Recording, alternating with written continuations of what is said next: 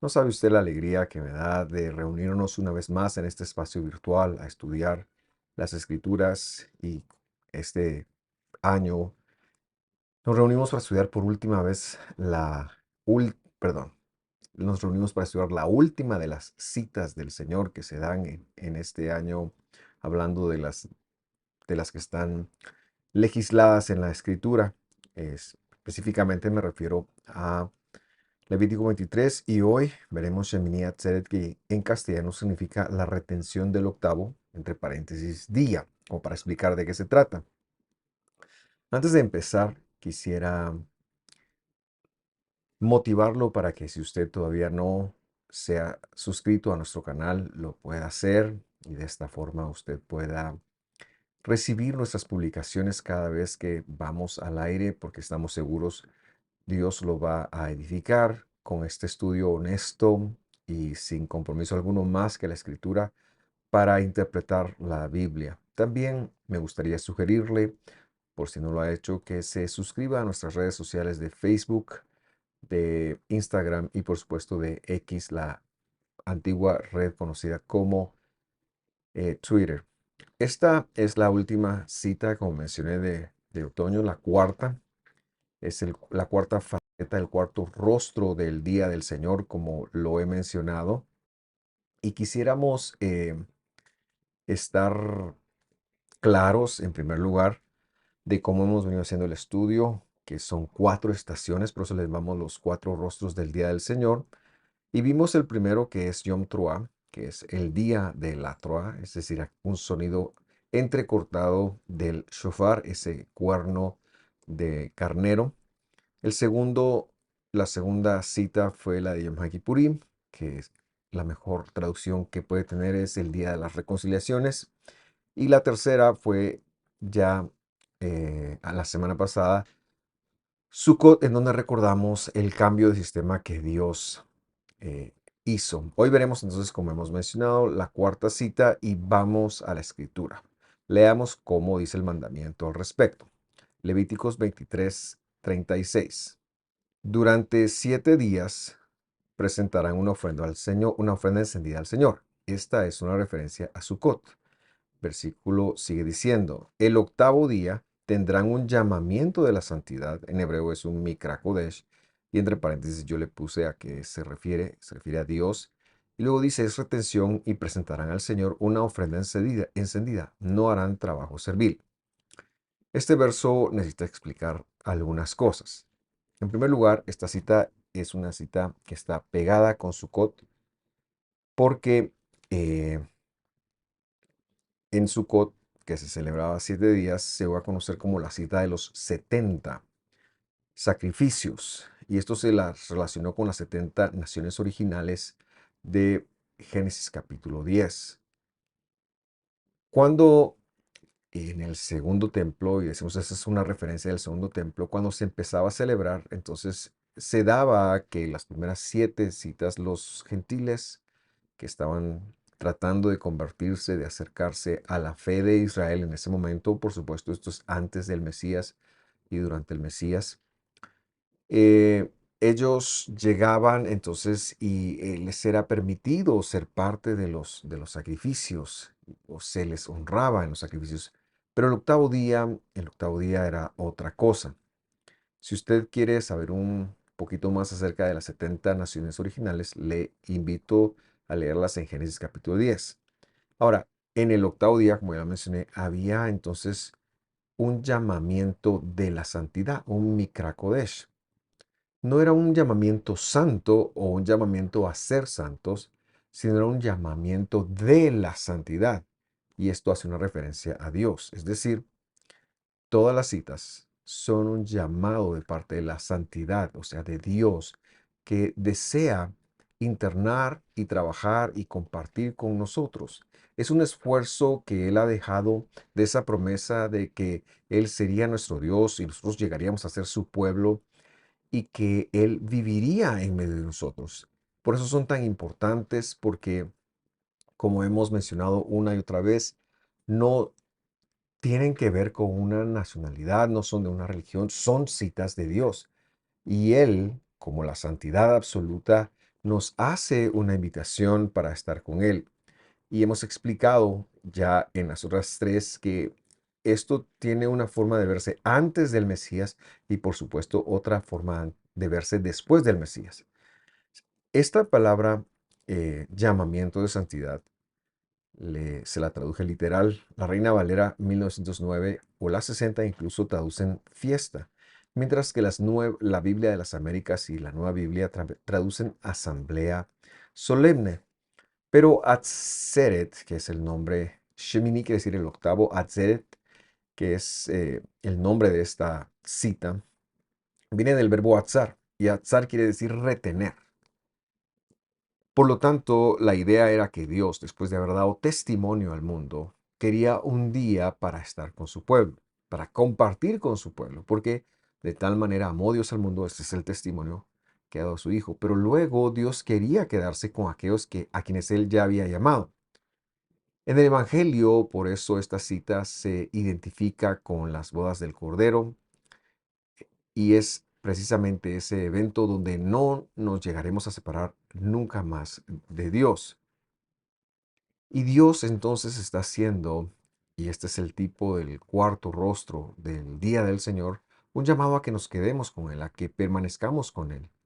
En la eternidad no sabemos cómo va a ser eso, pero actualmente hay que ir a trabajar, hay que ir a hacer las cosas que tenemos que hacer. No nos podemos quedar todo el tiempo a la sombra del Altísimo. Tenemos que buscar, tenemos que dar testimonio, tenemos tantas cosas que hacer.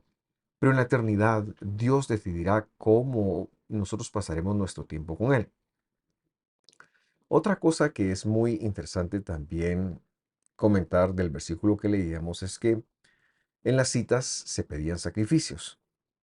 Y por ende muchas personas, el hecho que se pidan sacrificios, piensan que por lo tanto ya no hay que guardarse.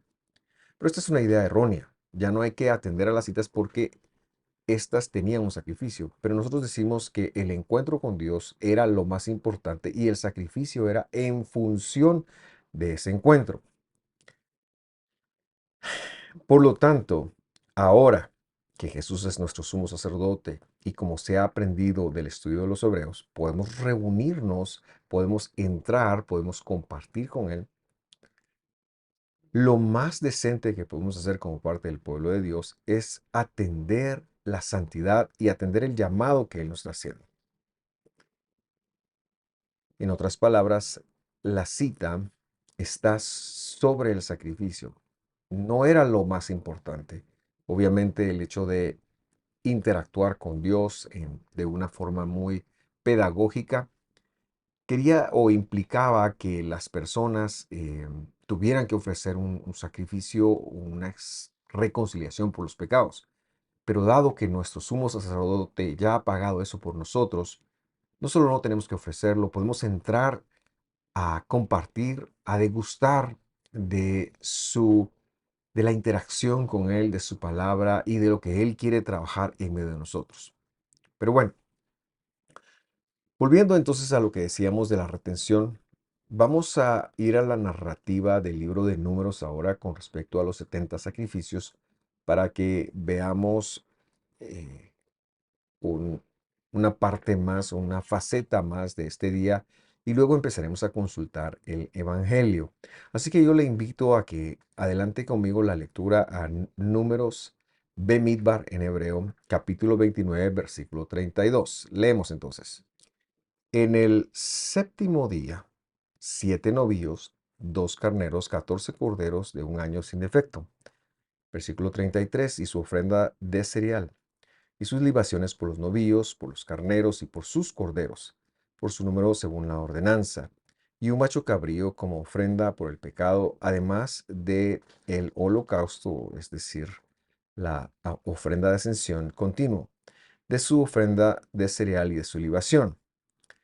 Y aquí lo que vemos es lo que mencionaba hace un momento, el último día, el gran sálvanos, el día de la guerra de Gog y Magog, como también se le ha conocido, el último día de la cita de Sukkot, ese tiempo en donde Dios derrota al enemigo, en donde se empieza a dar el cambio de sistema y en donde todo esto es público y tiene que ver con el milenio, etcétera. Muchas bellas figuras se pueden ver acá y para ello yo le invito a estudiar la cita de Sukkot del año 2022, de este año también, y del 2021, en donde explicamos muchas de estas cosas que ahora solamente menciono.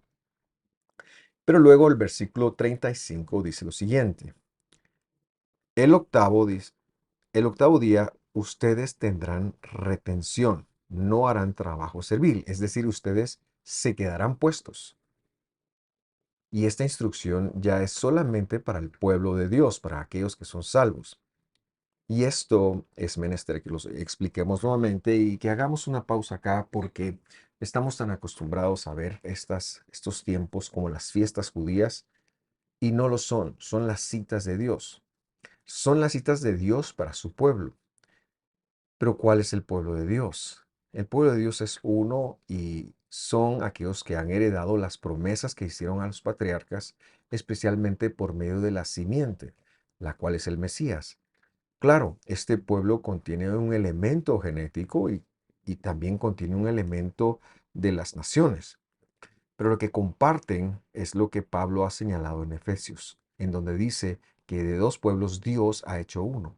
O sea, la puerta de entrada es Jesús, tal y como lo enseñó en aquella famosa escritura de Juan capítulo 10, que Él es la puerta para que entren las ovejas y el pueblo son los que entran. Y claro, ese pueblo se llama Israel, pero también señalamos que no necesariamente se refiere al Estado de Israel, ¿verdad? Que es un Estado secular.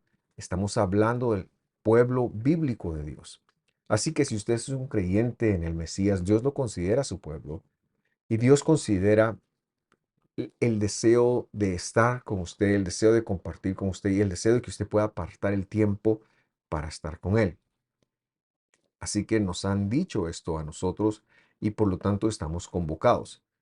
Los creyentes del siglo XXI, que no tenemos un elemento genético, no estamos exentos. Al contrario, estamos invitados. Somos parte porque somos el pueblo de Dios.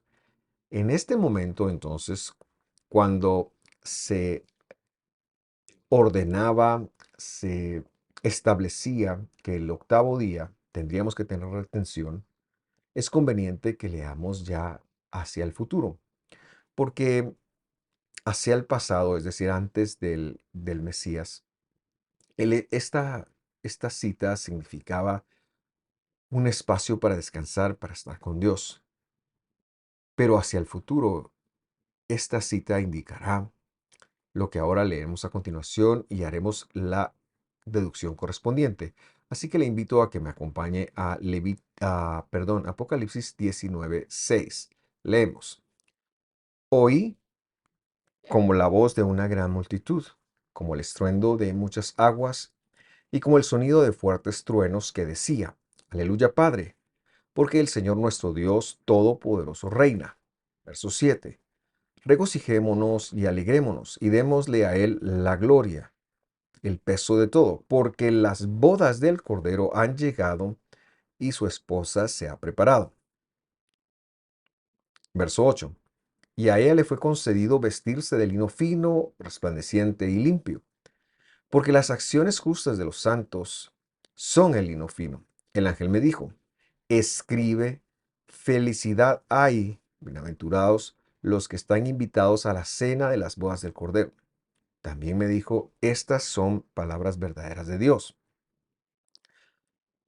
Así que como usted puede ver, no todos están invitados a las bodas del Cordero. Ahora, no estamos invitados, valga la redundancia, como invitados, sino estamos invitados como la novia.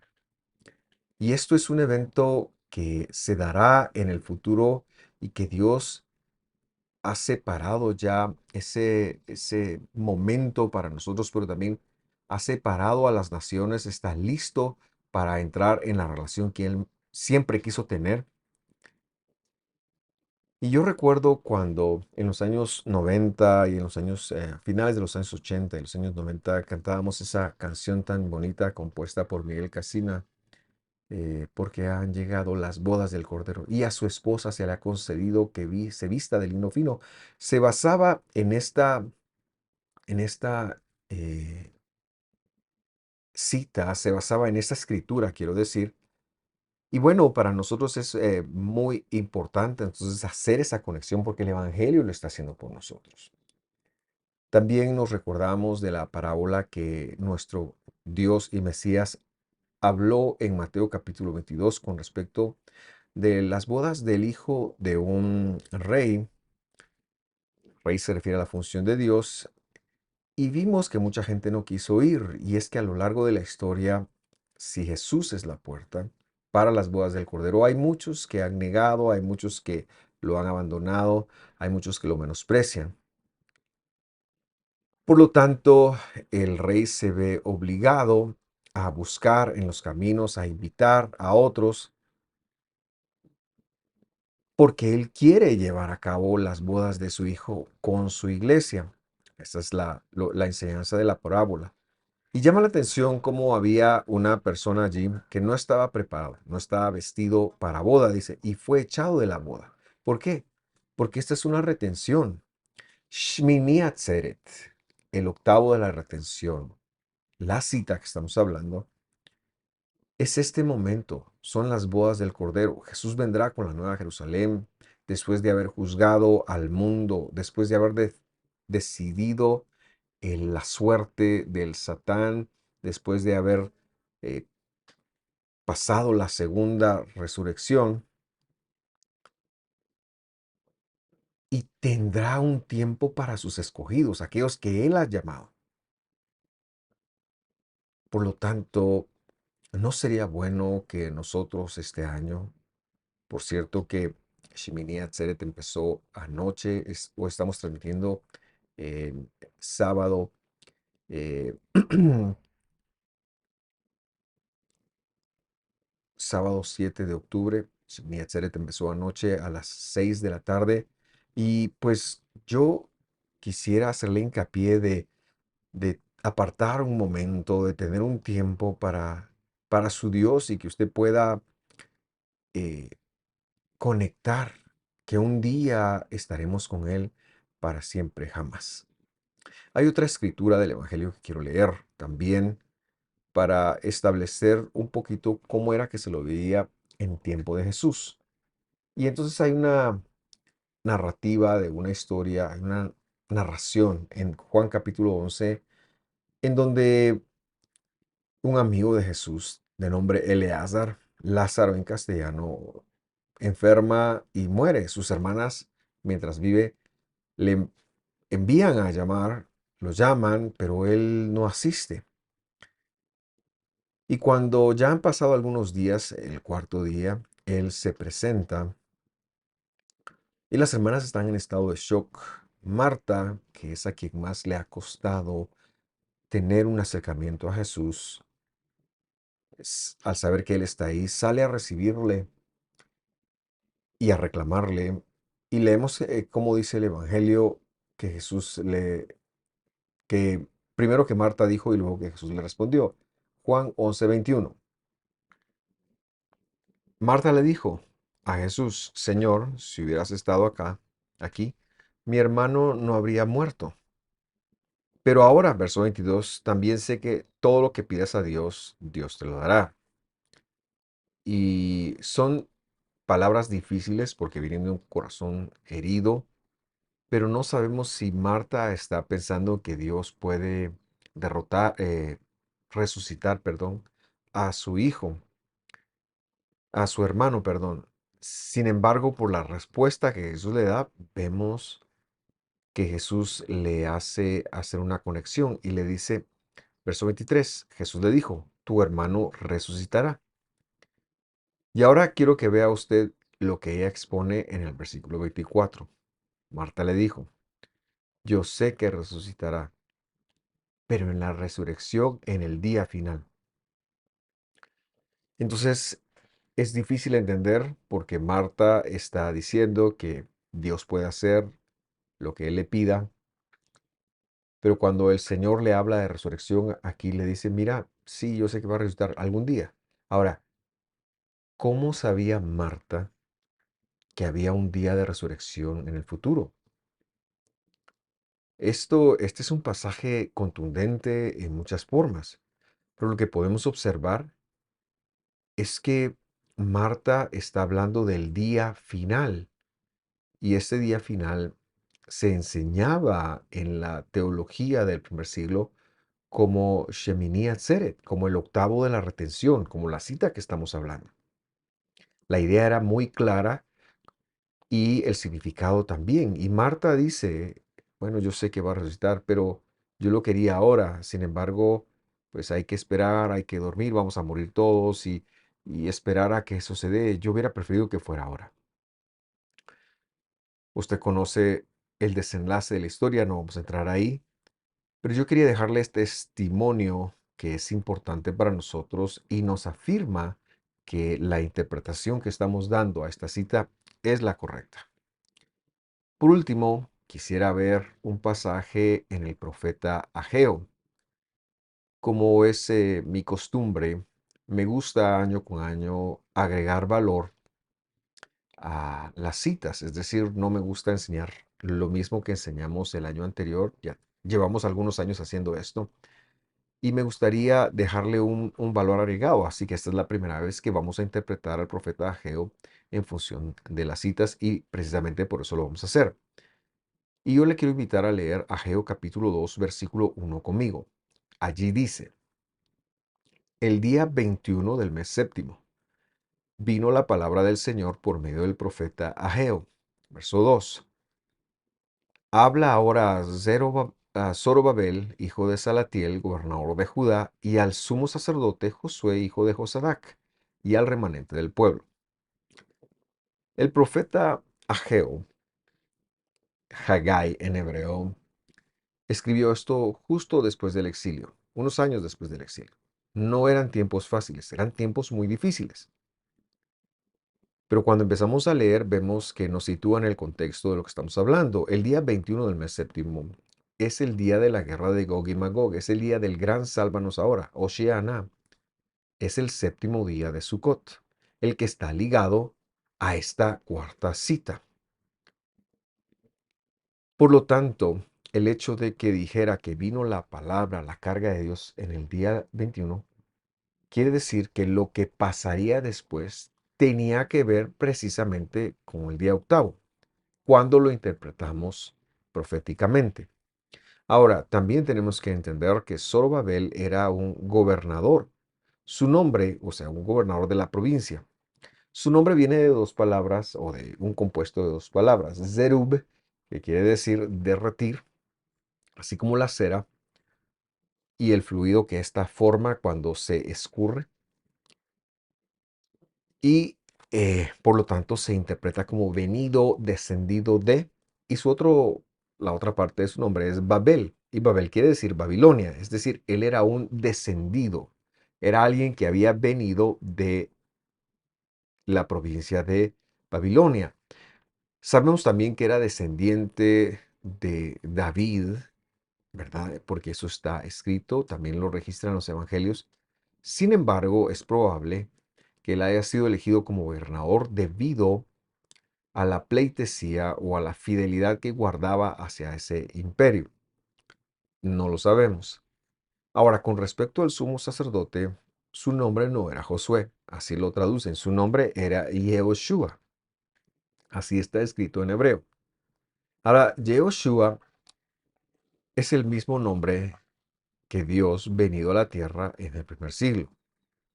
Este es el nombre propio de Dios para salvación.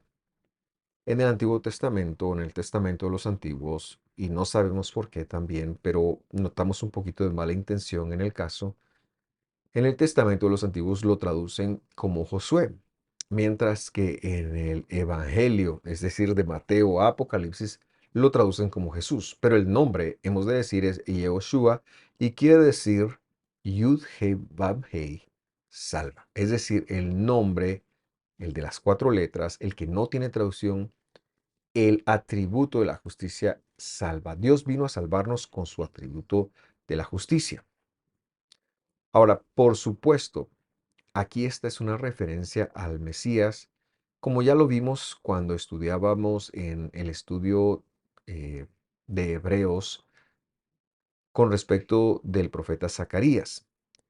Y creo yo que es en Zacarías capítulo 3 que se habla de las vestiduras de Yehoshua, pero no se refería a este sumo sacerdote. Este era una, un prototipo de él. Se refería a que el sumo sacerdote, cuando llegara a los cielos, es decir, a Jesús, llegado a los cielos, le iban a cambiar la vestidura que estaba llena de iniquidad, pero no la suya, sino la iniquidad que él había venido a borrar.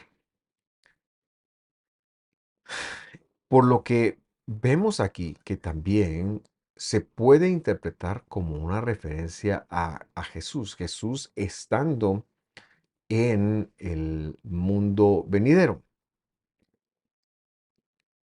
Vamos entonces a adelantar y veremos ahora el versículo 6 en función de conectar qué es lo que no es de esta creación, qué es si la palabra vino en el séptimo día, qué pasó en el octavo. Y, y para ello vamos entonces al versículo 6. Dice así, porque así dice el Señor de los ejércitos, es decir, el Señor de los grupos organizados. Cuando usted vea el Señor de los ejércitos o Jehová de los ejércitos, es una referencia a la función mesiánica. Dice, una vez más, dentro de poco, yo haré temblar los cielos, la tierra, el mar y la tierra firme. Y lo que podemos percibir es que va a ser un evento que va a ser bastante difícil de asimilar para las personas porque va a generar mucho temor. Y el versículo 7 agrega, y haré temblar a todas las naciones. Vendrán entonces los tesoros de todas las naciones, y yo llenaré de gloria esta casa, dice el Señor de los ejércitos. Ahora, esta porción se habló, sí que se habló al sumo sacerdote de esa época y a Zorobabel. Por supuesto que se habló y fue algo que tenía que ver con lo que ellos estaban viviendo en ese momento, porque la denuncia del profeta Ageo es que ellos se han olvidado de la casa del Señor y se han enfocado únicamente en su propio bienestar. Pero también vemos aquí un elemento profético y vamos a develar por qué. Aunque también es importante, vale la redundancia, mencionar que en el siglo XXI y en el siglo XX, este pasaje se ha utilizado para la edificación de iglesias, para la generación de fondos con respecto a edificar una iglesia. Ahora bien, yo lo que prefiero, o el lente que yo quiero colocarle a usted en este momento es el profético, es decir, nuestra cita. Porque Dios hará temblar a las naciones, pero no vemos a las naciones temblando. Y como resultado de este esfuerzo de Dios, de esta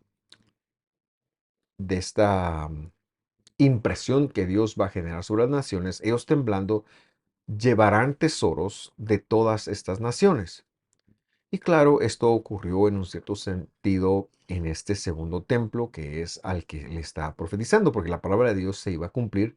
Pero repito, hemos de mantener vivo el elemento profético, es decir, el elemento que se va a dar al futuro.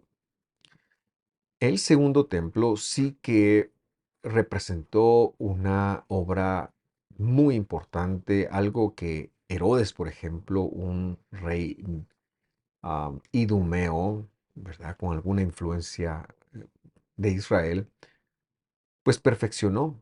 Pero ya en el primer siglo, cuando vemos el templo, vemos que era de mármol, era de oro, porque los judíos en la diáspora enviaban sus diezmos a Jerusalén. Así que la construcción era maravillosa, había mucho oro, había mucho mármol, etcétera, etcétera. O sea, esto sí llegó a cumplirse de alguna manera.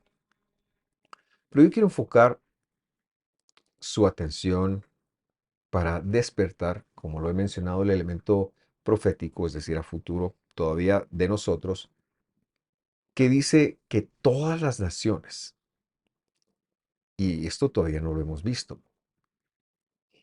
tenían la reacción a estar temblando delante del Señor de llenar de gloria la casa del Señor. Pero este templo tiene un problema.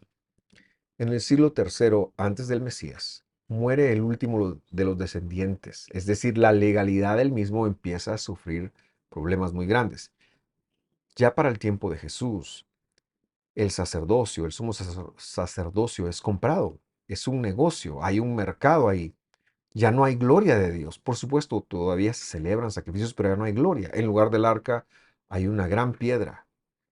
Hay muchos problemas. Ya eso ha perdido su poder y Jesús mismo lo ha denunciado en una parte del Evangelio. Cuando vamos a la narrativa del Evangelio, vemos un templo en declive. O sea, si bien para Zorobabel y Yehoshua, que vivieron en el siglo IV, quizás en el siglo V, antes del Mesías, esto significó una motivación. Su cumplimiento no fue completo, porque no se mantuvo. ¿Y por qué no se mantuvo? Porque no se ha visto todavía que la gloria postrera sea mayor que la primera. Dios va a llenar de gloria algo. No va a ser su templo. Ya veremos qué va a ser. Porque decimos que templo, por lo menos por esfuerzo divino, ya no habrá más.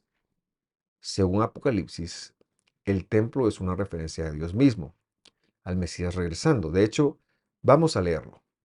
Apocalipsis 21:1 dice así: Entonces vi un cielo nuevo y una tierra nueva, porque el primer cielo y la primera tierra pasaron, y el mar ya no existe. Imagine por favor usted qué está ocurriendo. Y vi la ciudad santa.